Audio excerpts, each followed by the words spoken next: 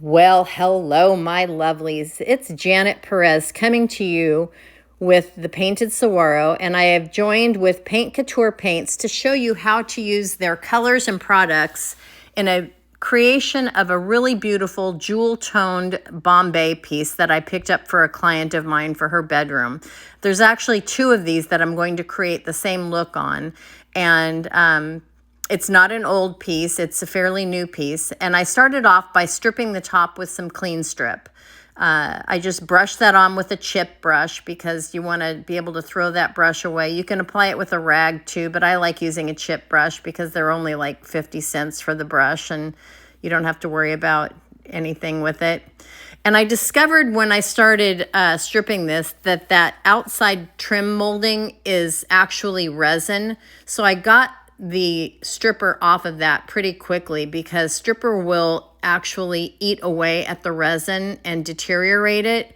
So if you do discover that you've got resin on your piece for any of the molded pieces on some of these newer pieces of furniture, you want to make sure that you don't put stripper on that or remove it as soon as you discover that it is resin. So what I'm doing is I'm slipping this removable stain and varnish off the top of this into my stainless steel bucket that I use exclusively for this purpose. And then I spritz the entire top with some 91% rubbing alcohol, and that removes most of the residual stripper. Once I get that removed, I use some vinegar water, and that's a 50-50 mix of white vinegar and water. And I wipe off the rest of it just to make sure that it's nice and clean and ready for the next step. So that's where we are here. And you can see that this top has some beautiful inlay. So here I am using an 4/0 steel wool pad just to smooth out the finish and remove any remaining stain off of this piece. But you can see there's like a burl wood outer trim on this and some really beautiful inlay veneer. So I really was happy when I stripped this down because you really couldn't see the details of that underneath that dark stain that it had originally. Now I'm applying some wood bleach to this piece because I want to lighten that wood up quite a bit. I don't want that orangey wood tone. So I am just using, and it's actually just a 1-part wood bleach. It comes in a tub and you mix it with water and just brush it on and let it set for a while until it dries naturally. After that's applied, I just do a light scuff sanding to remove the shine off of this piece a bit. I'm using a sanding pad with a 220 grit sandpaper around it. And you want to do this by hand typically, mainly because you don't want to over sand anything. Now these are some mold trim pieces that I made using our Capital Crafts black resin. It sets up in like 10 minutes and it's so easy. And I love using the black on dark pieces because you don't have to worry about, if you rub some of the paint back on it, you don't have to worry about white popping through. And I'm just kind of making sure that I've got that centered on there by putting the handle up over the holes to make sure that that key mold is centered over those holes. And then I'm adding some trim pieces to the edges, and I'll add one to the bottom drawer, and using Titebond glue for this, and that's all I do there. And that Titebond glue works so fast and so well that I really don't ever need to use tape to hold those on. They just pretty much adhere all on their own. You can also use hide glue. Titebond makes a really nice hide glue that is a really strong adhering glue as well. But I find the Titebond Quick and Thick, I believe it's called, works just beautifully. So here I'm using some red velvet and some fire starter and putting both of them on a plate using my wide Kling-On brush and just kind of brushing this on over pretty much the entire piece, but primarily focusing on the upper level. I'm not going all the way down with it. But it just gives it sort of a mottled, not overly blended look when you put both paints next to each other on your palette and let them go to town together. It creates a really nice effect where you see both colors and they're not overworked. And I'm just brushing in a downward fashion to get sort of a drippy effect on here.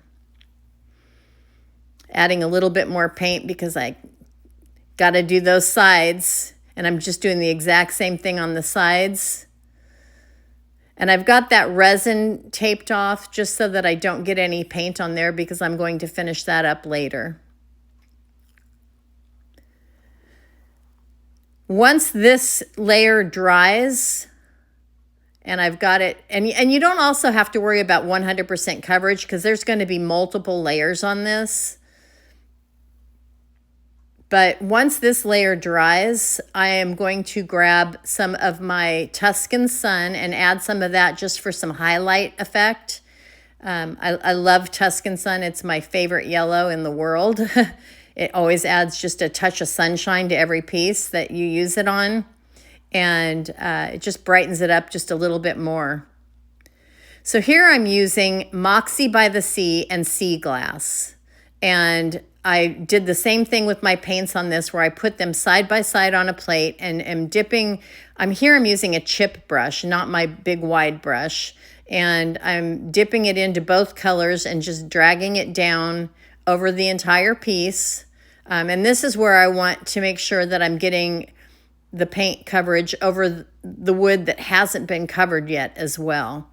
And getting into all the little crevices around those molds that I added. But this is, the second layer, let's say. And I love orange and turquoise together. I just love that look. So it's one of my favorite color combinations. It gives it a really beautiful Southwest tone. And as you guys know, that's my favorite look. Here I'm adding a little bit of my Peacock in a dry brush fashion just to give some lowlights and add just another level of depth and dimension to this piece. The jewel tones are really important here, and that's what I want to add. And now I'm adding some Opulence, which is a beautiful, true green, and gives it sort of a mossy effect. And again, another layer. You don't need to use all of these colors if you don't want to invest in all of them, although Paint Couture does offer paints in 1 and 2 ounce sizes as well. So if you just wanted to use a little bit for accents like this, you don't need a whole lot. I'm using a very minuscule amount. So if you bought a 2 ounce jar of this, it would be more than enough to create a piece like this. So I'm just kind of dry brushing this on in specific areas to sort of give that feel of some mossiness to this piece. Like it's been out in the weather and it's a little aged because it is a new piece, like I said in the beginning, and I want it to look older, like it's been around a long time. Now, what I'm doing is I've got my sanding pad wrapped with some 220 sandpaper, and it's a wet sandpaper, so it's one of the smooth sandpapers. And what I'm doing is I'm just kind of going over everything to not only smooth it down, but also to add some extra weathering and aging to it. So I want the wood to sort of peek through in certain areas and give it just sort of that worn, weathered look. Now I've gone back and added some more of my red velvet and fire starter to this, to my palette, and I'm reapplying that over the turquoise that I applied. Again, another layer, and almost dry brushing it. I'm not doing a heavy hand of paint over it, and I'm adding a little bit of a spritz of vinegar water here occasionally, so that it keeps it nice and thin and opaque. but I want that to be my prevalent top color. So, but it's important to create these layers on a look like this. So I'm just kind of going over everything again. And I know it may seem redundant to continuously go over, but I'm really not using that much paint. There is not a lot of paint that I've used on this piece. And you can see all the colors peeking through when you look at this piece. So it's worth the time that you invest if you want to create this look, to really spend your time in creating the layers that it takes to create it. My customer is so thrilled with how this piece turned out.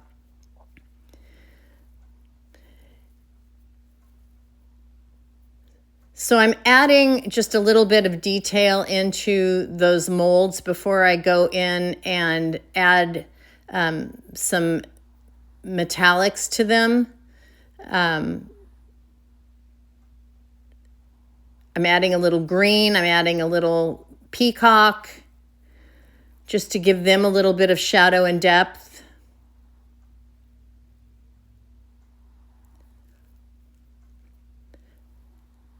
A little spritz of my vinegar water. This is that peacock. I'm kind of dry brushing it over the orange in spots to add some more shadowy effect. So, you can say you're done when you're ready and you think that it's at the point that you love it and you want it to be done. For me, I really wanted this piece to look weathered. And so that's why I kept going on it.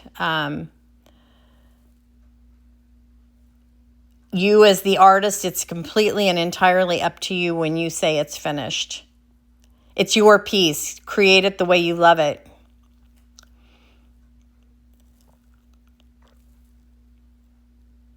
But this peacock color really adds just the perfect amount of aged grunge to it as far as I'm concerned. Now I'm going to add a little bit of the Moxie by the Sea, which is that lighter turquoise blue, just to add sort of that, to me it gives it sort of a copper patina feel.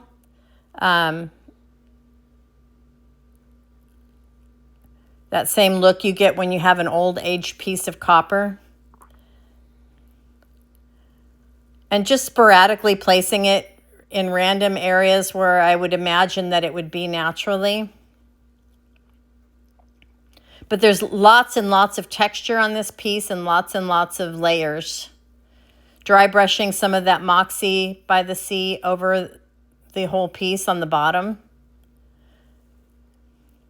So this is our Perfect Pigment Medium that I'm pouring onto a plate. And this is our Aged Bronze Pigment Powder. And it's a beautiful metallic aged bronze.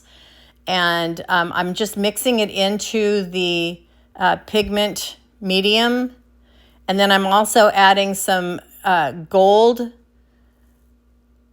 into some more of the Pigment Medium, which creates the most luscious gold you've ever seen, you guys. And I'm going to use the gold on my hardware, and it covers it beautifully. It won't wear off.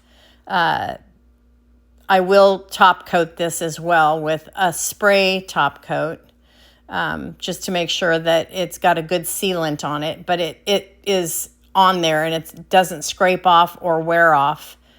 And I'm also going over my metallic, going over with metallic over the molds. So what I did was I first applied the gold, then I applied the aged bronze, and then I'm rubbing back the aged bronze to sort of pull out those details in those molds. And I love the effect that it gives me. Plus that aged bronze sort of falls back into the crevices of these molds to create sort of a grungy old world effect. Now, don't shame me. I'm using an old hair color mixing developer bottle, but I cleaned it out really well. And here I'm using some pink grapefruit pigment powder, some of our pigment mixing medium, and water. And I'm using equal parts of the medium and water. and just sort of drizzling this on the piece sporadically, just to add just the slightest hint of that pink color, just to add a little bit more interest on this piece. It's hardly discernible. I didn't want it to be too modernistic looking, but I did want a little bit of brighter pop on here. So yes, I'm wiping it back so you almost can't see it, but it just leaves the hint of that pink on there when it's all said and done, which I love. I'm going down most of the crevices on this piece. And again, wiping it back pretty thoroughly, spritzing it with some vinegar water, rubbing it on in the middle of the drawers in certain areas just to give sort of a hint of that pink. And this is the piece all finished. What do you guys think? You can see the texture, you can see the layers, you can see the colors. That hardware turned out phenomenally, and I could not be happier with this piece. I think it turned out beautifully. You can see that hint of pink right there. The molds turned out gorgeous. Hopefully you liked it. Hopefully you learned something, and I hope that you'll like this video. I hope that you will maybe leave a comment and tell me what you liked best about it. Oh, for the top here, what I did was I did a wash of Madagascar mocha and water and just wiped that on, wiped it off, and then sealed it with our hemp oil. I didn't show that process because I didn't want the video to be too long. And then I also used that Gold Rush pigment powder mixed with the Pigment Medium to do the trim around on the resin. So it turned out just beautifully. This is the piece in the customer's bedroom, and she's thrilled. So thanks for joining me. Again, thumbs up if you liked the video. Please leave a comment, and I hope to see you next time, that you'll join me for the next video with Paint Couture. Thanks for watching.